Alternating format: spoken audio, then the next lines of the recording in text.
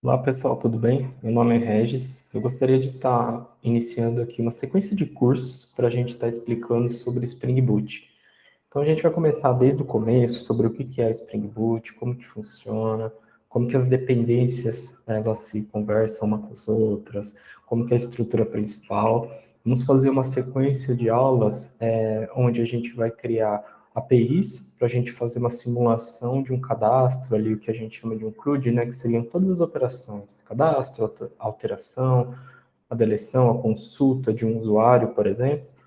Vamos fazer toda a documentação de APIs, teste, empacotamento da aplicação, conhecer algumas ferramentas bem utilizadas no mercado também, que são o Block. Vamos utilizar o padrão que o mercado usa e explicar bem no detalhe como que funciona o Spring Boot. Então vai ser um curso bem bacana, bem legal, onde que a gente vai conseguir ter uma visão bem completa do que o mercado usa com o Spring Boot. O que precisa para fazer esse curso? Nada, é só vontade de aprender mesmo, vai ter bastante hands-on, é muito importante estar fazendo todos os exercícios para conseguir praticando e ganhar mais essa bagagem, né? À medida que a gente pratica, a gente consegue ter uma fixação melhor de como que isso tudo funciona. Então, nas próximas séries aqui, a gente vai colocar sobre cada pedacinho do Spring Boot, tá? Então, junte-se a nós nos próximos vídeos. Olá, pessoal, tudo bem? Então, hoje eu queria mostrar aqui, começar a apresentar um pouquinho sobre o Spring Boot, antes da gente começar uma revisão, explicar só um pouquinho sobre o que é o Spring Boot de fato, tá? O Spring Boot, ele é um projeto que encapsula uma série de dependências. Essas dependências, num projeto normal, teríamos que estar adicionando uma a uma ali no nosso projeto para a gente conseguir ter o ecossistema inteiro do Spring, por exemplo, execução. O Spring Boot ele já traz tudo isso muito pronto para a gente, pouquíssimas configurações. Então a gente consegue um start muito rápido. Isso, essa velocidade que o Spring Boot nos traz de configuração é muito útil. Então, não no start, mas ao longo do desenvolvimento a gente tem muito ganho em teste, construção de uma API, acesso a banco de dados, acesso a serviços de mensageria, de brokers, de NoSQL ou bancos relacionais. Então, ele é bem robusto em relação a isso, tem muitas facilidades, muitas dependências. Então, ele traz aí para a gente um start muito rápido, tá? Essa é uma grande vantagem.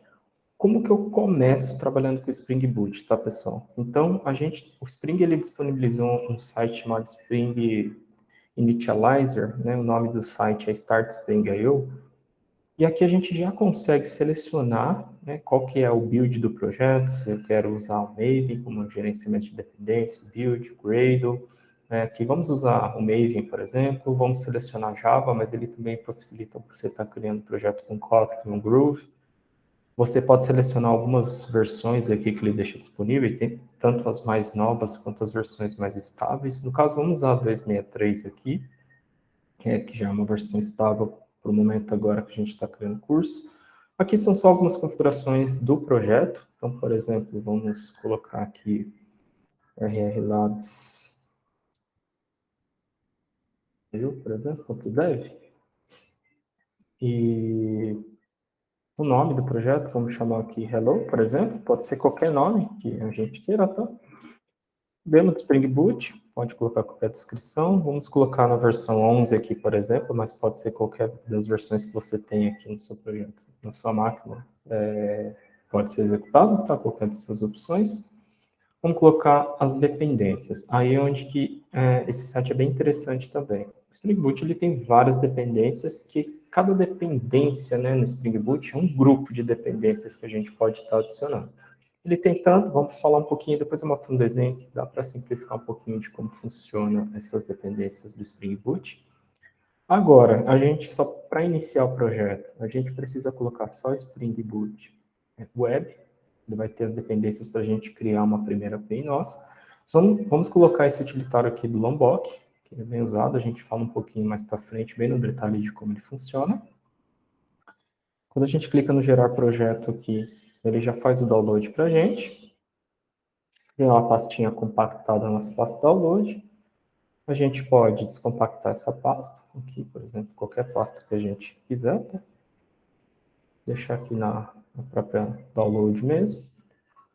E aí a gente importa, eu vou estar utilizando o IntelliJ como minha ideia principal.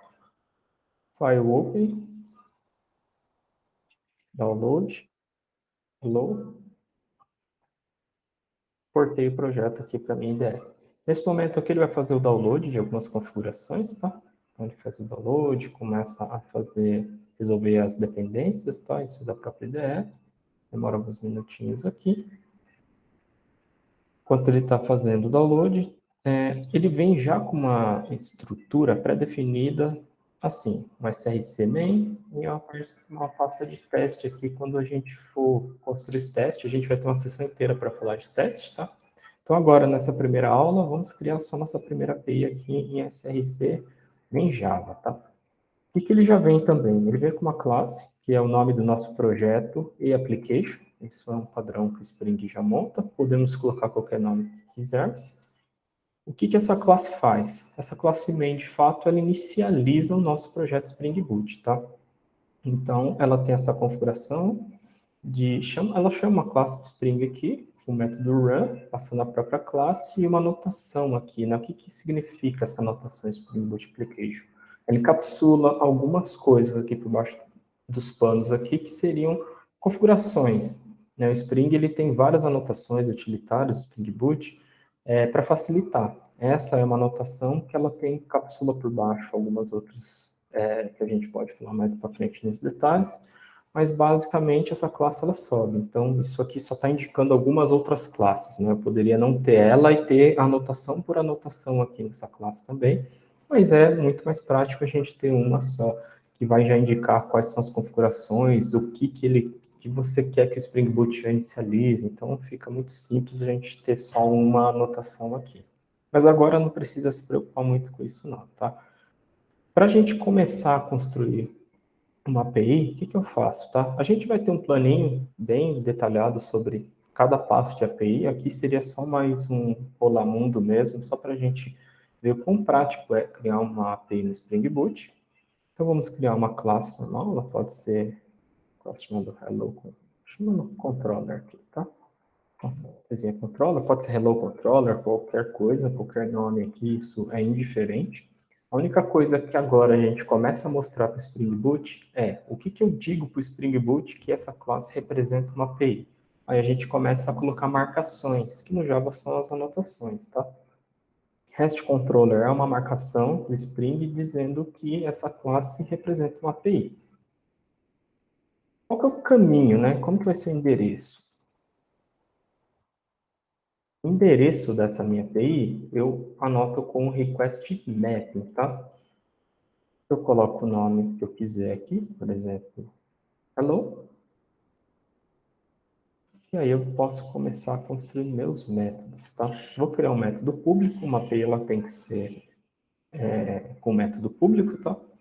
Existem algumas classes utilitárias do Spring, essa é uma delas, Response Entity, ela encapsula algumas informações para a gente, como o corpo da requisição que a gente vai estar devolvendo, ela encapsula também informações do header do HTTP, status code do HTTP, então ela é um utilitário que a gente pode estar usando, ela é bem utilizada, né, por isso que eu até recomendo, é um padrão de mercado. Qual que é o corpo que eu quero responder nessa API? Eu posso criar uma classe Java, o Spring vai converter todos os atributos dessa classe como um JSON, tá? Então, vamos criar uma classe Hello aqui. Então, o nome é o nosso método. Esse método não precisa receber nenhum argumento, tá? A única coisa que a gente precisa marcar nesse método é qual método operacional que a gente está expondo a nossa API. Então, essa API é uma API do tipo GET, que ela vai responder nesse contexto /hello, tá? Vamos criar essa nossa classezinha hello, tá? Vamos criar ela aqui. Vamos utilizar algumas anotações do Lombok, tá? Arroba data, ele encapsula get set, e string. A gente vai falar bastante de Lombok depois no detalhe para vocês entenderem. Os construtores, tá? E vou colocar um builder aqui, uma construção mais rápida, eu já mostro como que ele funciona. Um atributo aqui chamado message. A gente pode colocar quantos quisermos aqui, de qualquer tipo que a gente quiser também, tá? Voltando na nossa classe controller, agora ele já se resolveu, como está no mesmo pacote, tá? Por isso que eu não precisei nem colocar uma instrução de import. Vou construir a nossa classe hello, builder, build. Nossa, Regis, da onde apareceu esse builder, build, se você colocou só um atributo? Isso vem do Lombok, tá? Então, quando a gente coloca aquela anotação @builder, ele já nos dá de brinde esses dois métodos aqui para construir o objeto. Isso facilita, não precisa estar criando aquele atributo new, tá? Vou colocar uma mensagem aqui de olá. Lápis. Foi uma variável. Hello. Ou está fazendo o retorno desse método, que é um response entity, ponto ok. Isso devolve aquele status 200, né, do HTTP. A gente passa nossa classezinha, que acaba, nosso objeto, né, da nossa classe hello que acabamos de construir. Perfeito. E agora, vamos subir nossa aplicação. Por padrão IntelliJ aqui, ele já traz para a gente a configuração da nossa classe main, tá? Então, seria só dar um play aqui nessa classe, ou a gente acessar a própria classe main aqui e dar um execute, um run aqui nesse método, tá? Main, a nível da classe, já executa por padrão método main. Aqui, essa mensagem, started application, né? Ele já vai mostrar para a gente que o nosso projeto subiu. Como que a gente acessa a nossa API, tá? Então, por padrão, vai ser o nosso HTTP, //localhost. Por padrão, o projeto Spring Boot já sobe a nossa aplicação na porta 8080, /hello. Quando a gente chama a aplicação pelo browser, normalmente é um GET que a gente está invocando, tá? Então, nesse momento, a gente já teve uma mensagenzinha aqui de retorno. Message, olá. Se eu quiser exibir isso aqui, mudar esses dados aqui, a gente pode fazer qualquer alteração. Restart a nossa aplicação aqui de novo, tá? Qualquer alteração aqui a gente sobe ela de novo. Assim que ela der novamente essa mensagem de started, a gente pode acessar ela aqui de novo, a gente já vai ver que foi alterado, tá? Então, se a gente clicar aqui, tem dados brutos aqui, a gente consegue ver que isso aqui é um JSON. E como isso tudo aconteceu? O Spring fez a conversão aqui para a gente, tá, pessoal? Então, ele já faz isso automático. Como? Eu vou mostrar um pouquinho aqui de como que o Spring trabalha, uma visão bem rápida, mas que dá uma visão geral de como que as dependências do Spring Boot vão trabalhar, tá? Então, aqui, como eu já disse, né, o Spring Boot é um projeto que ele encapsula as configurações gerais, algumas bibliotecas do próprio Spring e mais uma série de outros contextos, tudo para minimizar o nosso start, para ser mais rápido, deixar mais fácil, com menos configurações, tá? Aqui também, um pouquinho dos principais objetivos do Spring, como eu já disse, né? Então, você vai ter bibliotecas aí de métricas, de health check, que são para validar a saúde da nossa aplicação. Pouquíssimas configurações, já temos o nosso Spring Boot funcionando em pé. Aqui seria só uma agenda, tá, do que a gente vai estar passando ao longo do nosso curso todo, tá? Depois a gente detalha bem calma. As dependências. Então, esse é só um contexto geral, uma imagem bem simples, mas que representa como que funciona, né? Então, a gente tem todos esses outros contextos fora do Spring, eles juntam tudo isso para a gente, tá? Então, se a gente der um zoom dentro desse projeto que a gente acabou de criar, ele tem uma série de dependências, mas o Spring Boot ele já encapsula isso tudo para a gente. Então, fica fácil e rápido. A gente não precisou adicionar praticamente nenhuma dependência, só na criação do projeto, que foi a web, e a do Lombok, nenhuma outra a mais, nenhuma configuração, e a gente já conseguiu executar. Então, essa praticidade que o Spring Boot traz para a gente, tá? Você pode adicionar outras bibliotecas do Spring Boot, assim como a gente adicionou a do Web. Você pode adicionar muitas outras, né? O Spring Boot ele tem uma série. É claro que você pode adicionar uma dependência na unidade, não tem problema nenhum. Só que quando a gente adiciona essas dependências starters, né, Spring Boot Starter -web, todas funcionam dessa forma. Ele já traz uma série de outras dependências muito práticas para a gente, então tem um ganho bem grande, tá? Então é assim que a gente pode ir adicionando mais dependências à medida que a gente for precisando. E aqui, pessoal, só uma visão rapidinha do que a gente viu, tudo ali naquele código, só auto-explicando novamente. Criei uma classe controller depois que eu criei o projeto e anotei com REST controller. O que é aquela REST controller? REST controller é uma indicação, uma marcação que eu estou dizendo que aquela classe, ó, Spring, essa classe, ela é uma API, tá? Simples assim. De uma visão bem simples, é assim que você indica o Spring que essa classe representa uma API.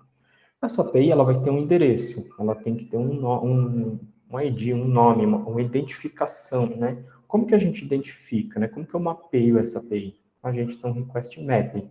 Então, a gente pode adicionar essa anotação a nível de classe, para me identificar essa classe, ou a nível de método por método, eu colocando.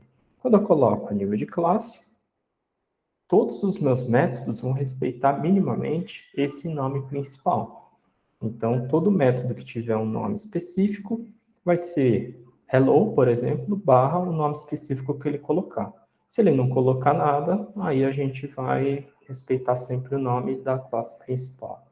Ah, Regis, uma dúvida. E se eu tivesse dois gets, como que ficaria esse nome? Aí, de fato, eu precisaria colocar um nome específico para um dos dois gets.